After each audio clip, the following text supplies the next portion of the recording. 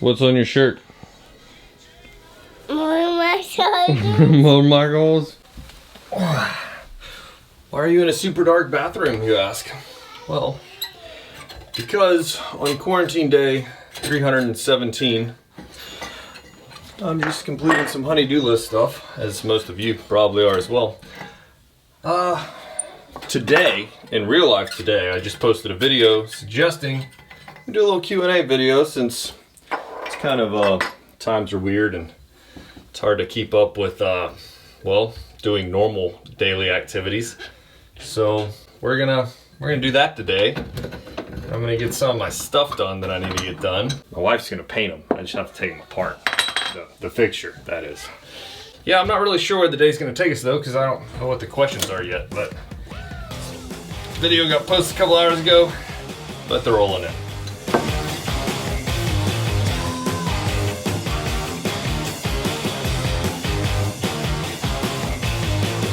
Are you gonna help me? You gonna help me talk to the people? We got some questions we gotta answer. What's your name? Henry. He's the littlest of the littles. Alright, we're gonna start the questions on Patreon. The video goes live there first, usually the night before, ad-free. If you didn't know that I was doing that now, I am. But there's some questions there. Parker, thanks for your support. I know it's big money, but I absolutely love my Vance and Hines pipes and my 18 Heritage. The SNS cam kit made it lose lope. I don't know if that's a question or not, actually, now that I've read it out loud. I think, I'm actually kind of surprised about that. Hey bro, you got the COVID?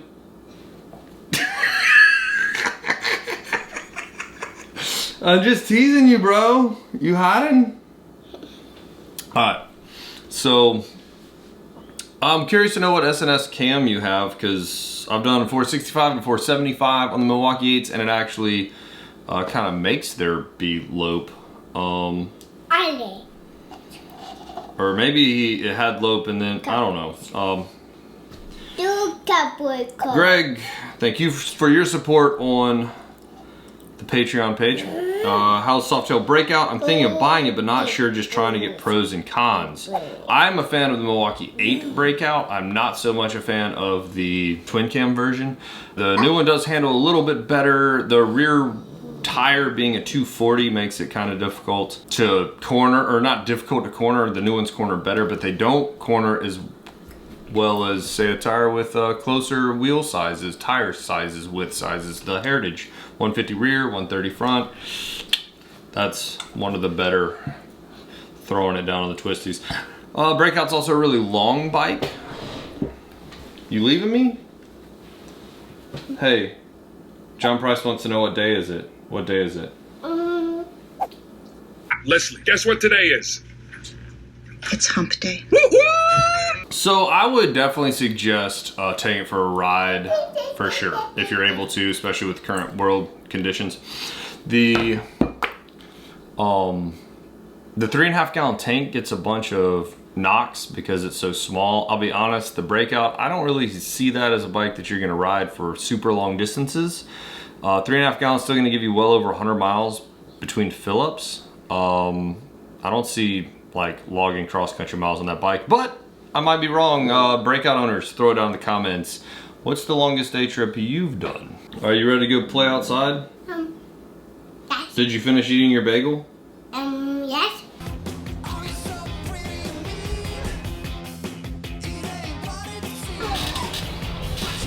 Pretty Boy Biker Club.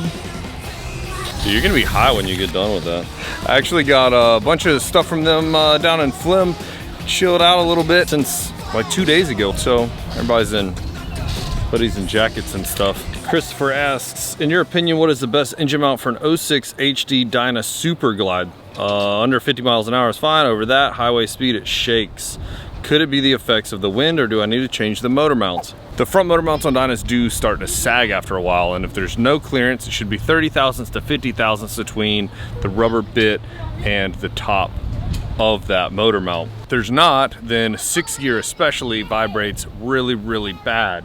you can take it apart, trim that down. You can also get a new one. HD Tech Adam on Instagram, he sent me a link for one he put on his. I wish I remembered what it was. He swears by it. He's a tech up in PA.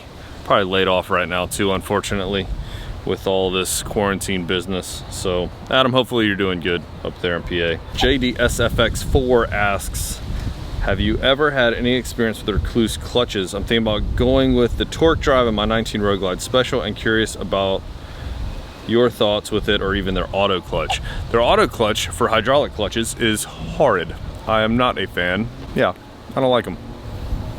The regular clutches, everybody swears by them. They must be all right. I don't do many of them. I lost my coffee. What are you doing? I'm filming a video. What are you doing? Why aren't you outside playing with everybody else? Because I have a question for you. Roy has a 110 in his 13 Road King and wants more torque and some horsepower at stock right now. What should he do? Huh? What are you gonna do to make his bike have more power? Put gas in it. Put gas in it? That's pretty smart. What about doing a fueling cam? Wait, a fueling cam? Yeah, fueling cam, that's what I would do. What does that even mean? Hopefully they know. 543 and 574 cams are great choices. It's not a huge change, but Fueling has a very good website with dyno graphs, different pipe choices and stuff, so you kind of get an idea. Very reputable company. I've met those guys a couple times, solid dudes. I'll link Fueling down in the description. Let's see who it is.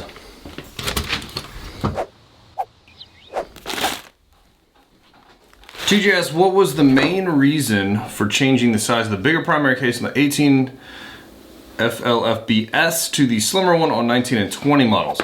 So if you guys didn't know, the Softail models for 2018 had a, well, the new primary case that they came out with 18 Softails, and then right away at 19 they had already changed it. They had actually already done that in 2015 on the touring models. They went to a slimmer primary chain case, and then in 17 that became standard on all of your touring models.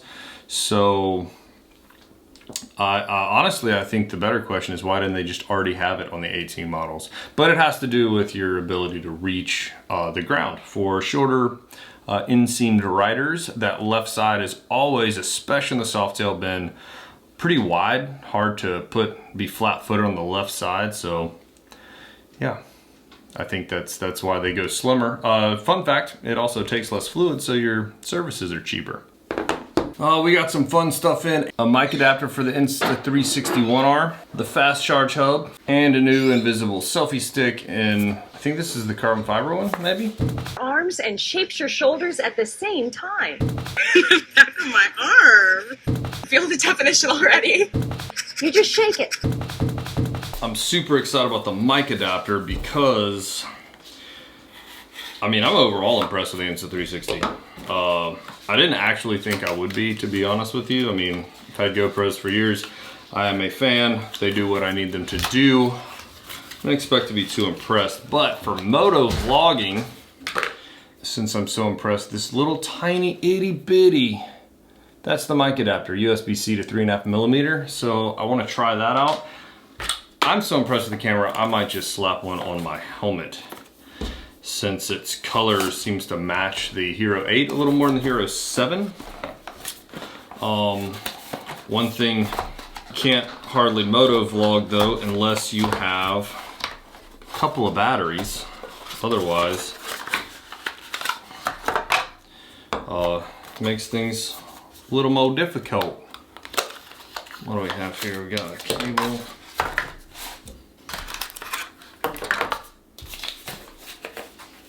Oh man, I'll be honest though, I did not realize that the charge hub didn't come with a second battery. GoPro's stuff does come with a second battery. I thought I was getting a charge hub with a battery. Ray asks, what do I hear about Harley going out of business, especially now that this virus is keeping people inside? I'm planning on going to Arizona UTI MMI next year and getting a spot as a tech like you, but won't bother using the GI Bill if the motor company sinks.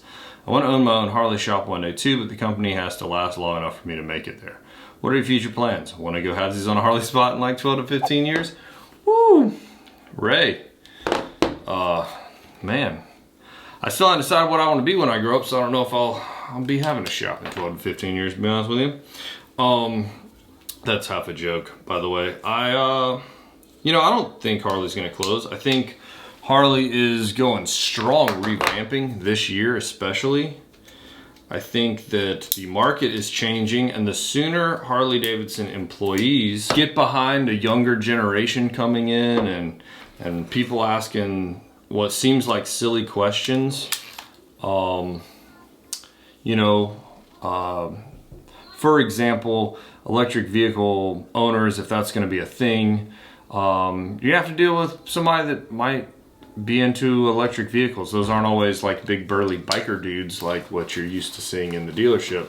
Adventure touring, sport touring, dual sport, Pan America owners, if there are going to be any, we're all going to have to embrace those changes to make sure that those models succeed. I think Harley's going, I think they have a promising future. I think the last couple of years have been tough.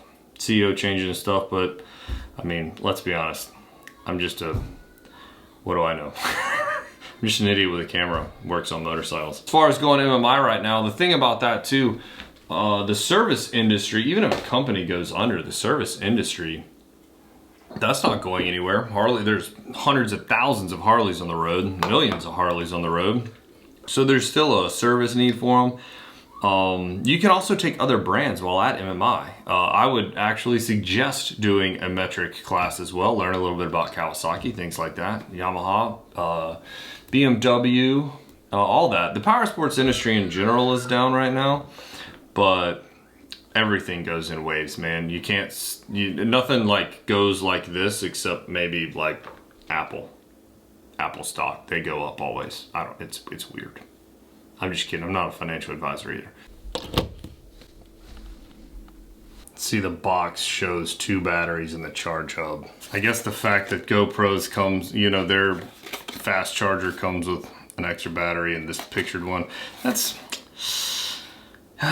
kind of whack. I was really thinking about swapping over, filming some of this on the Insta360 because the firmware is officially out where Apple AirPods now work with that camera, which is dope. Having a good audio is just as important as having decent video. With a mic adapter and the ability for Apple AirPods to work with the camera, I was excited. Oh, I can dig this. The 1R selfie stick seems to be considerably smaller than the 1X selfie stick. Jack says, one of the pipes on his 19 Street Glide Special is off center from the OEM stretched bags. How do I adjust it to center it in the gap? Thank you, John. There is a clamp that attaches the muffler to the muffler to the head pipe. You loosen that up and you can grab the, while it's cold, end of the pipe and it will spin. Spin it to where you want, retighten the clamp, boom, your pipes are centered. B. Tome says, Ozark is better than Tiger King, because in the Q&A video I told you guys you should be checking out Tiger King on Netflix. Yes, it's absolute trash TV, don't judge me. It was still entertaining. He's right though, Ozark is good. Season 3's out now. If you haven't watched Ozark on Netflix, well, whew, that's something to do in quarantine for sure. Jamon says, I guess that's how you say his name. Jamon says, Tiger King sucks. Quit telling people to watch him. I know, I'm coming in though. I'm switching with John. Will you watch them out there so I can talk? My wife has a video call, so we're getting kicked out. Gotta clean up anyway.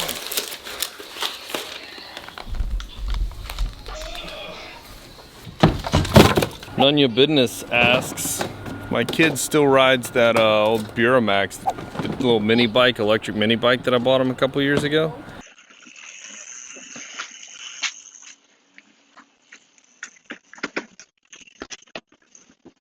He still uses it for sure. Yeah, they cruise. I'm actually, hey, JT, come here. Matter of fact, so this little thing, you're on the Apple AirPods microphone too. I didn't know what this was when I got it in the package. Be honest, I have no idea what this is. It's a stinking wrench. My hand probably looks all weird on the camera, but so you can use it to tighten the thing, and you can get it really, really tight, so tight you can't even hold on to it. And okay, now go for it, buddy. So I had this really cool idea to get some 360 footage of JT cruising the mini bike that you'd asked about, and I tried the AirPods thing, and the audio is not that good if it's far away, obviously, as you can see in some of these clips. Now, in all fairness, I was really far away from the bike they're riding around, and it's all like when they come close, but it was also out of sync, which is a deal breaker. I was really stoked about it. I was making a joke about how it's a really nice feature if you have if you already have Apple AirPods. If you don't, well, that's like, you know, 150, 200 bucks, whatever they cost now for just the base model to have a microphone. You can spend money on other microphones, but if you already got them, that's cool. So I got some footage of them riding around, and finally caught my first wreck in 360 degrees. Now, let him go and behind you. I'll get some shots of you too. Whoa, you okay, buddy?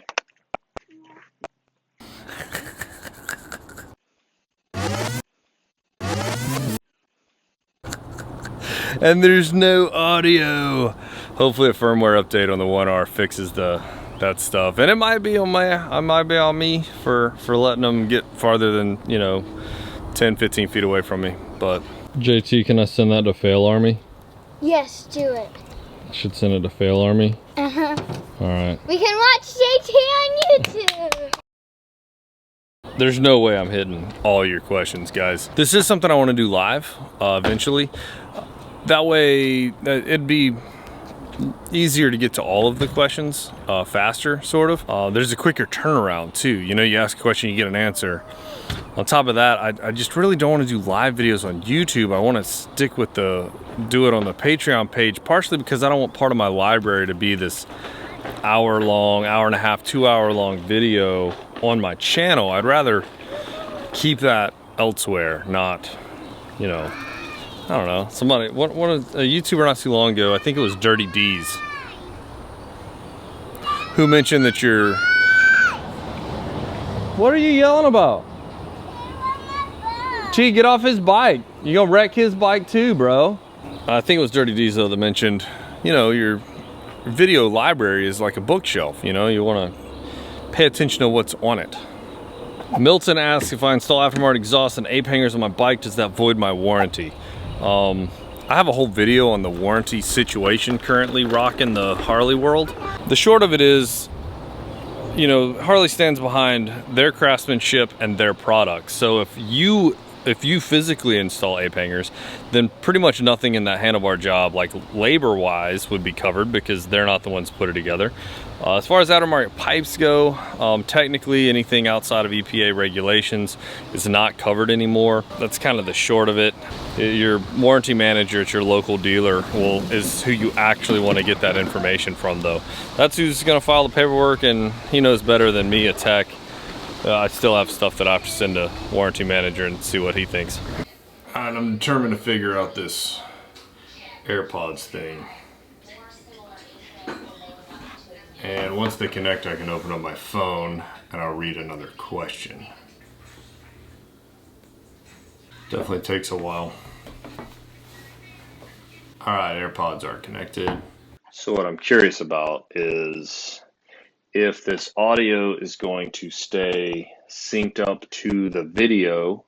I don't know. For all I know, this is actually a feature that's for 4K wide angle lens, not for the 360. But we gonna find out. Right now, because I'm gonna keep on talking, the longer the video runs, it's probably gonna get weirder. I definitely think that letting that bike get far away from me was a problem. Rob says he bought a Harley Heritage just like mine, but he still has his old Ninja 300. Think I should sell it or keep it for fun? Well, Rob, is it actually still fun after having the Heritage? If it is fun, keep it. If it's not fun, don't keep it. It is hard to get rid of those beginner bikes though, from what I hear. My boy Justin over at Bike and Bird had a Ninja 300. He had a hard time getting rid of it. Finally just traded it in. Kurt, 114 stage 4 questions. Why are my valve springs breaking? Is the Moco considering a recall fix? If I put in a non-HD springs, will that invalidate the warranty? Non-HD springs will void the warranty for that part, you know, and if that spring broke and then caused more damage, like the bent valve, for instance, that would likely come from that. They would not be covered either because it's not a Harley part. That's standard with every company, for the record. No company's going to warranty a part that they didn't create. That's just not how warranty works.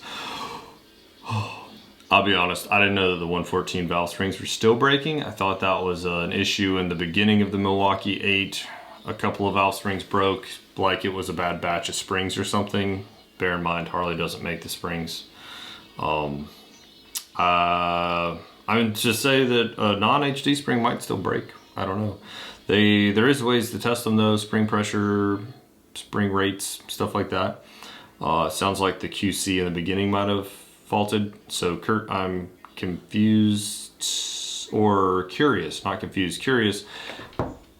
How many valve springs have you broken, and when was the last set or single spring that broke? All right, one more and then we're swapping to the 4K. And we're gonna try it with the AirPods. So Diane says, hi John, I'm thinking of getting lowers to put on my engine guards in the cooler weather for my 19 Heritage. What is your opinion on them, and should I go for the money? I'm not sure if you're talking about the like hard bag fairings. It seems like I saw somebody did that on theirs. I've seen some pictures floating around on Facebook of those. Slight modification of the touring hard lowers and they'll fit. I would just do the soft lowers. Much less money, still does a good job, and a lot easier to take on and off since you only want it for cooler weather. Yeah, let's change this up really quick.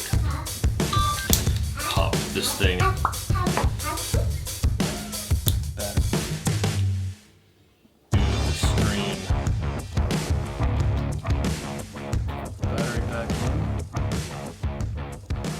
Filming in On this, the guy, 1080.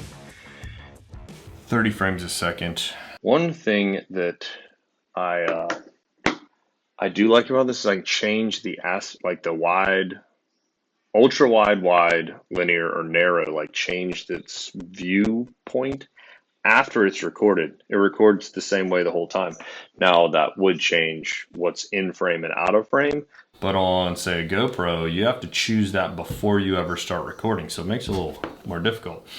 Or, you know, like you might see your footage afterwards and wish you had set it differently. But with this, you can do it ahead of time. It's kind of cool. So that dude says, why didn't you buy a Road Glide? I've actually answered this a couple times. I parked my bike in a trailer, and it's, you know, the Heritage is thinner. Also, as far as like YouTube content, I like the way the frame looks with just a windshield and handlebars instead of, you know, a giant fairing. I mean, my next bike it'll probably be a Road Glide. I don't know yet if all this footage is working or not. I'll just have to edit it and cut it in a second. Speaking of that trailer.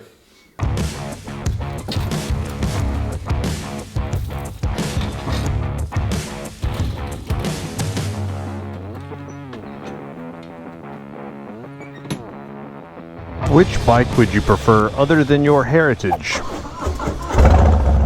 Check this guy out. I can dig it. Huge part of why I bought this bike is for YouTube. To be able to carry my gear and all that stuff. Well, bags were an absolute must if I was going to take on a motorcycle payment over my Sportster. That said, I looked long and hard at the Fat Bob 114 for... at the time though, when I was shopping around, I would have spent a lot of money to make saddlebags work. They're, you know, even now it's all aftermarket stuff. And it can get expensive. It's already a pretty expensive bike. If I know I'm going to put bags and stuff on it, I would have ended up paying more for the Fat Bob than I did for the Heritage. Still really probably like the Fat Bob more than the Heritage. I just I need the bags, man. I wanted apes for the height of this second camera because that's a thing that I knew I wanted. On the Sportster, I don't think I ever ran two cameras. I always just ran one. But I do like having the dual view. It's still a work in progress usually though, trying to get my angles right where it looks good, where it doesn't look like you're looking up at my chin or like half my head's out of frame and stuff. Like right now I feel like I should have brought that little wrench for the Insta, tighten that thing up. As I'm cruising down the highway right now, I can't look at it right now obviously, but I saw a ton of comments over the last couple of videos about my new seat. I do in fact have a Mustang wide tripper installed now. I haven't talked about it really yet because I'm still putting miles on. I don't want to like jump to conclusions and tell you it's the greatest thing ever, and it turns out it's really not. I have had it for a pretty decent while, just not that many miles because of all the rain.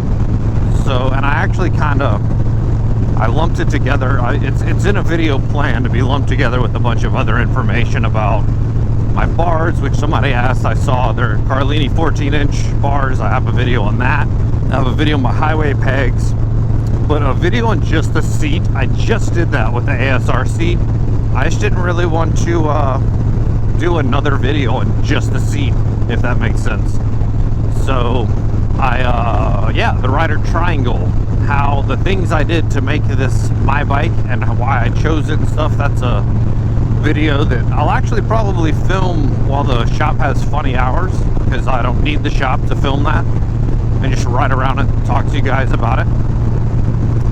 Speaking of the ASR seat though, I saw a comment too about where that review video is.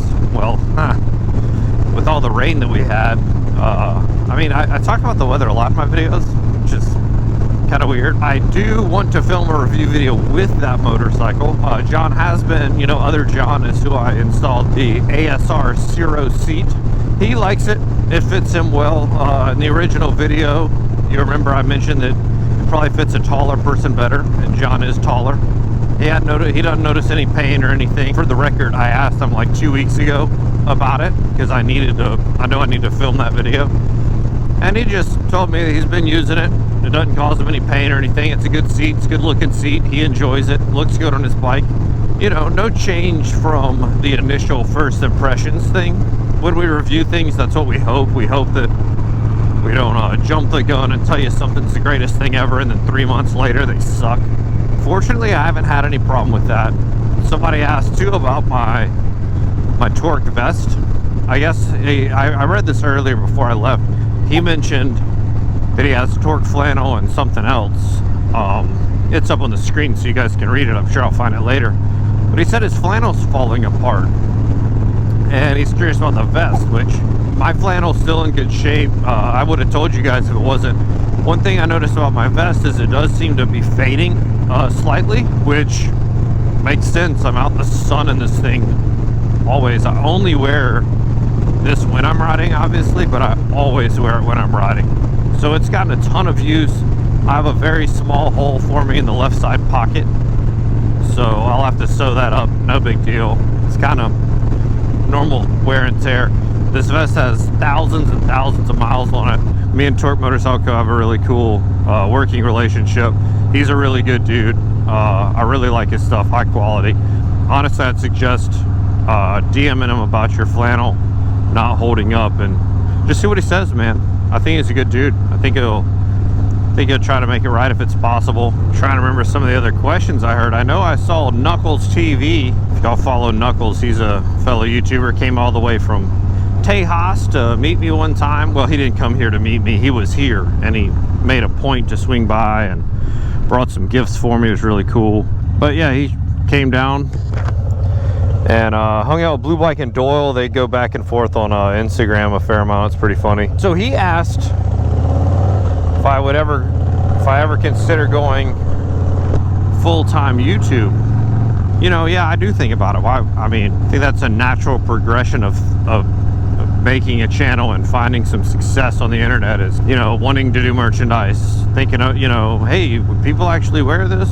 Could I make a little extra coin, help support my family, start a college tuition, you know, whatever you might be thinking. But yeah, that's certainly on my mind. I think there's a couple of things. You know, I talked about it a couple weeks ago, I operate pretty much solely on AdSense, which is a scary thing to try to support your family of 5 on. So I think it's necessary to, I don't know, start a Patreon page, see if people would be willing to support you financially to maybe get you away from the 9 to 5. There's my snappy guy right there.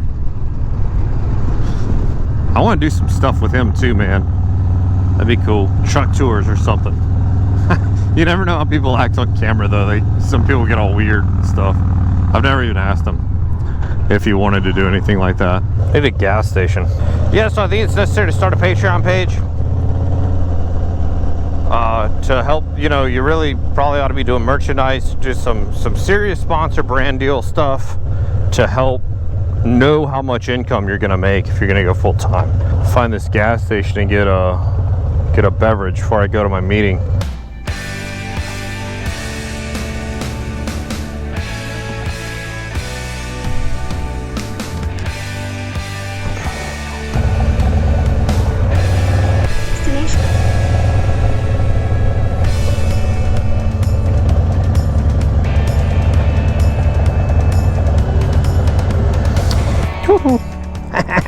Yeah, it sure seems like if you wanted to be full-time YouTube, you should probably be legit. Find a lawyer to write you up some paperwork and stuff. Well, I got one honey-do list thing done today anyway. And technically, she did most of the work. I just had to take them down. And I already have to put the gloves back on. So that's what the honey-do list says. If you like this video, make sure to give a big dirty thumbs up. If you want to see more content like this, make sure to hit the subscribe button.